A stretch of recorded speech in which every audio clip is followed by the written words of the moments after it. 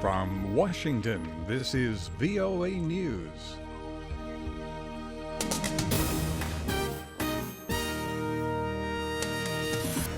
I'm David DeForest reporting. France tries to gather support for an attack on the Islamic State. French President François Hollande urges Russia to help create a grand coalition to defeat the militants. Mr. Hollande on a diplomatic offensive to build a large force against the militant Islamist group met with Russia's President Vladimir Putin on Thursday. Mr. Putin said Russia was ready to unite with France against their mutual enemy. However, the exchange between the two leaders was awkward due to strained relations between Russia and the West over the crisis in Ukraine and differing policies in the Middle East. Mr. Putin says the United States knew what the flight path was of the Russian jet that was shot down by Turkey last Tuesday, and Mr. Putin says the U.S. should have informed Turkey, its coalition ally. The U.S. has an agreement with Russia to avoid aircraft collisions over Syria, where both countries are conducting bombing campaigns. Meanwhile, the war of words between Turkey and Russia continues. Mr. Putin said the downing of its plane by Turkey was an act of betrayal. Turkish President Recep Tayyip Erdogan told an interviewer that his country would not apologize for downing the Russian jet. Thousands of people gathered Thursday at a university in Kenya to celebrate Mass with Pope Francis. Francis arrived at the University of Nairobi on his Pope-mobile, driving through crowds that had waited for hours to see him. At one stop, the Pope spoke out against human trafficking. We cannot be silent about forms of illegal trafficking which arise in situations of poverty and which in turn lead to greater poverty. And for more on the Pope's trip, check out our website, voanews.com. This is VOA News. The two Koreas agreed Thursday to hold a rare high-level dialogue next month. The Unification Ministry in Seoul said the talks will be in line with an accord struck in August aimed at easing cross-border tensions. Belgium lowered the terrorism alert in the capital Thursday, 5 days after it was raised to the highest possible level.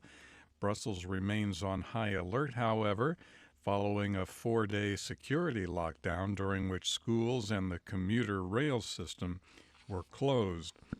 British Prime Minister David Cameron is appealing to lawmakers in his country to back airstrikes against Islamic State militants in Syria, saying it will make the country safer. Henry Ridgwell reports. From their base in Cyprus, British warplanes are already conducting airstrikes on Islamic State targets in Iraq. Prime Minister Cameron told British lawmakers that operation must be extended to the group's heartland in Syria. We do face a fundamental threat to our security. We can't wait for a political transition.